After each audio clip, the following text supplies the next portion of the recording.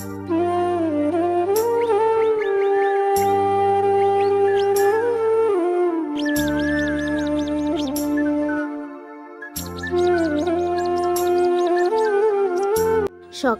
ঘুম থেকে উঠে গেছিলাম স্কুলে, ফ্রেশ হয়ে তারপর আমার সঙ্গে আরেকজন ম্যাডাম গেছিলাম পড়াতে। তো প্রত্যেক বছরের মতন এই বছরেও নতুন ব্যাচের সঙ্গে এই বছরে হোলি সেলিব্রেশন করলাম।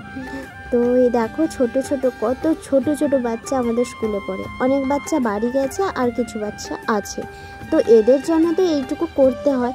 আর আমার ভিডিওতে দেখবে আমি অনেক সময় ওই সামনের দিকে তাকাও দিয়ে বলো, এবার বলো, একসঙ্গে বলবে 1 2 3 4 স্টার্ট। হ্যালো এভরিওয়ান, আশা করি তোমরা সবাই ভালো আছো, আমিও ভালো আছি। আমার চ্যানেলে তোমাদের সবাইকে স্বাগত জানাচ্ছি। আর আজকে হচ্ছে মঙ্গলবার, তো মঙ্গলবারে ছাত্রছাত্রীদের সঙ্গে একটু হোলি উৎসব পালন করলাম। তো প্রত্যেক বছরের মতন এই বছরও আমি করার চেষ্টা করেছি ভালোভাবে। তো সকালবেলা ঘুম থেকে উঠে যখন আমার কাছে আবির ছিল না, তো দোকানে যাই। দোকান তো প্রায় দোকানই বন্ধ ছিল। দেরি করে যাব বলছিলাম, কিন্তু দেরি করে আর যেতে পারিনি। আরেকজন ম্যাডাম চলে গেছিলো বলে আমাকেও যেতে হয়েছিল। তো যখন যাই না, সব দোকানগুলো বন্ধ। তারপর যাই হোক একটা খুঁজে দোকান বের করলাম, তার কাছে ছিল। যাই হোক তারপর কী নেব সেই রকম কিছু মাথায় আসেনি, তার জন্য ওদের জন্য নিয়ে গেছিলাম চকলেট। তো ওরা তো ভীষণ ছোটো বাচ্চা, ওদের ভালোও লাগবে। আর আমি বলতে গেলে প্রত্যেকটা উৎসব ওদের সঙ্গে কাটানোর চেষ্টা করি। অ্যাকচুয়ালি কেন বলো তো, ওরা হোস্টেলে থাকে। বছরে 12টা মাসের মধ্যে ওরা গরমের ছুটিতে 15 দিন মতন বাড়ি যায়। আর বাদ বাকি ওই দুর্গাপূজার ছুটি, সরস্বতী পূজার ছুটি, এই ছুটিগুলোতে যায়। কিন্তু আর তো সেই রকম উৎসব পালন এই যে হোলি যেরকম কিছু বাচ্চা গেছে আর কিছু বাচ্চা থেকে গেছে, ওরা তো সেই রকম পালন করতে পারছে না। সেই জন্য আমি প্রত্যেক বছরের মতন আগের যে ব্যাচগুলো ছিল ওদের সঙ্গেও উৎসবটা পালন করেছিলাম, এদের সঙ্গে পালন করলাম। তো যাই হোক তোমাদেরও সবাইকে শুভেচ্ছা জানাচ্ছি।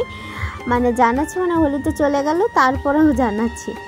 তো তোমরা ভালোভাবে, আমি হয়তো জানি তোমরা ভালোভাবে কাটিয়েছো, তো তারপরেও বলছি যে কে কেমন কাটিয়েছো অবশ্যই আমাকে কমেন্টে জানাও। তো সকালবেলা এই যে খিচুড়ি খেয়েছিলাম, তারপর এখন এক গাদা কাপড় নিয়ে বেরিয়ে এসেছি। কাপড়গুলো জলে ধুয়ে রোদে দিব। তো চলো এখন ওই জলে ধুয়ে রোদে দিই। আর একটা কথা বলি শোনো, ওই যে বাচ্চাগুলোকে দেখলে না, ওর মধ্যে একটা বাচ্চা আছে, ওর যখন প্রিপারেটরিতে পড়ে ওর বাবা ওকে এইখানটায় রেখে দিয়ে যায়। আমি যে স্কুলে পড়াই ওই স্কুলেই রেখে দিয়ে যায়। তো ওই স্কুলে রাখার পর যখন প্রিপারেটরি পড়ে, নার্সারি পড়ে, তারপর ওর বাবা ওর সঙ্গে কোনো যোগাযোগই রাখতে চায়নি।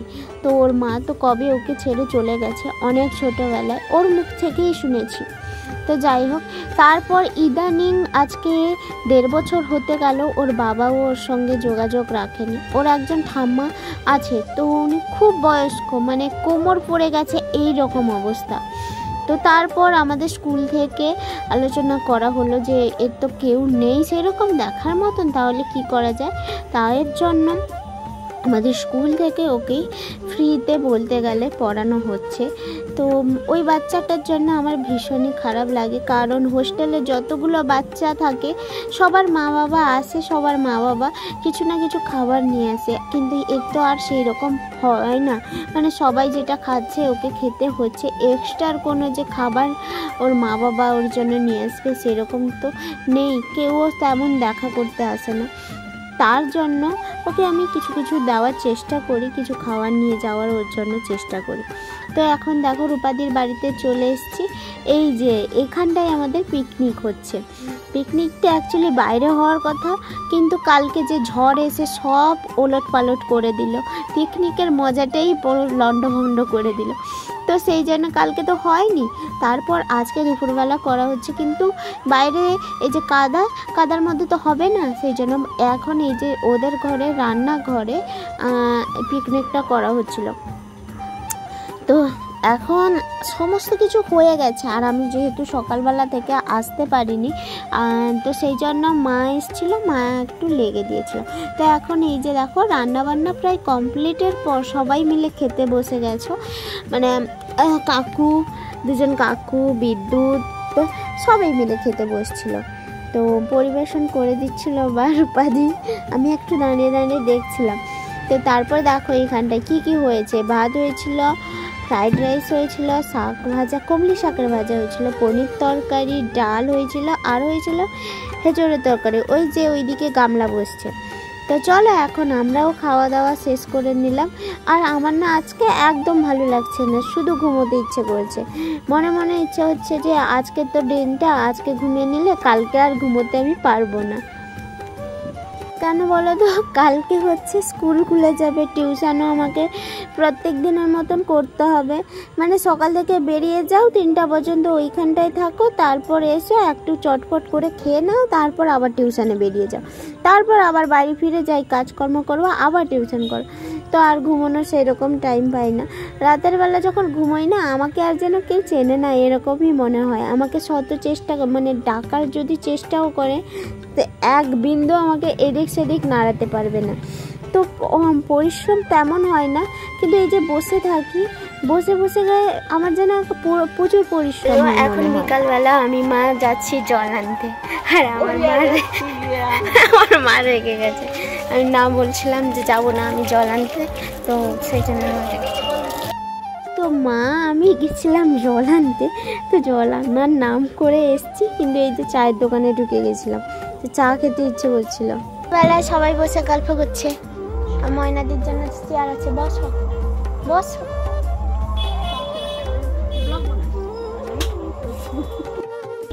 হ্যাঁ, আমাদের বাড়িতে প্রচুর মশা আছে, কার যদি প্রয়োজন থাকে মশা, মানে বাড়িতে মশা যদি না থাকে নিয়ে যাবে।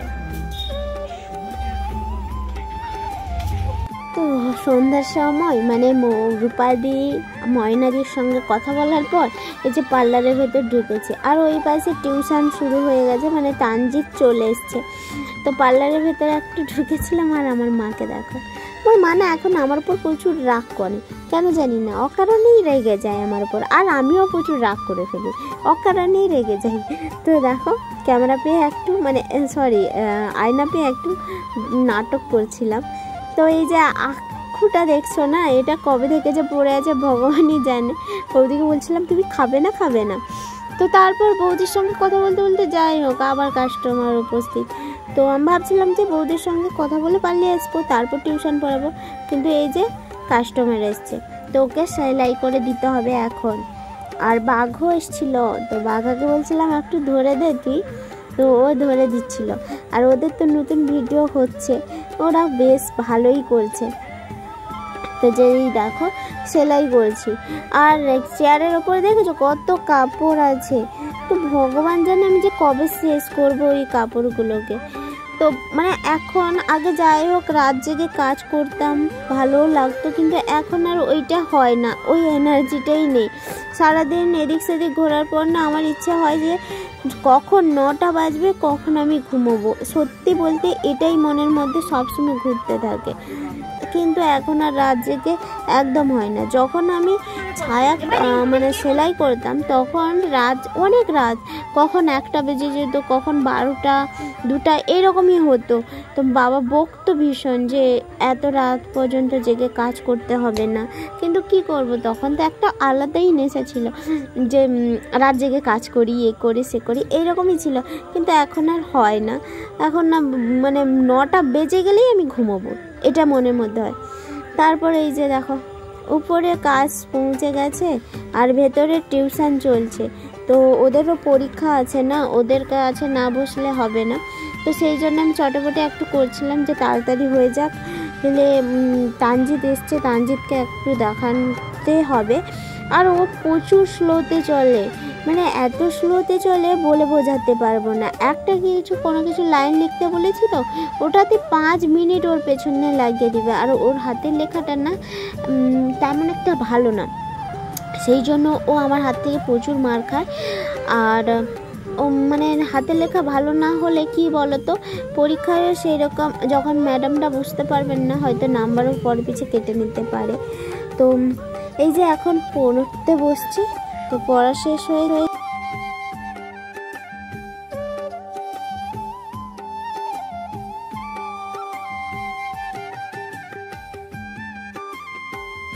শেষ হয়ে গেছে। আর এই যে এই মাত্র এলাম খেয়ে।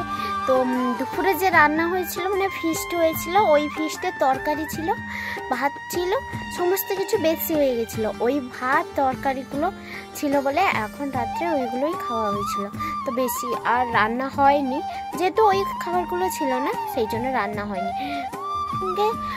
শেয়ার করছি যে ওই শ্যুটের সময় যে আমি গেছিলাম ব্লাউজ আনতে, তো ব্লাউজের সঙ্গে একটা শাড়ি নিয়ে এসেছিলাম, তো তোমাদের সঙ্গে শেয়ার করছি ওই যে শ্যুটের সময় যেদিন আমার শ্যুট ছিল, হোলির শ্যুট, যে ব্লাউজ নিতে গেছিলাম, তো ওর সঙ্গে একটা জামা নিয়ে এসেছিলাম, পছন্দ হয়ে গেছিলো। তো ওই জামাটা তোমাদের সঙ্গে আর শেয়ার করা হয়নি, তো ওই জামাটা আজকে শেয়ার করে দিচ্ছি। তো কেমন লাগবে অবশ্যই তোমরা কিন্তু জানাবে যে জামাটা কেমন হয়েছে। তো চল জামাটা দেখো, এই যে জামাটা, এটা হচ্ছে কি হাকুবা জামা, আমি তো জানতামই না। এই যে ডিজাইনগুলো দেখো ভালোই লাগছিল, তো নিয়েছি তার জন্য।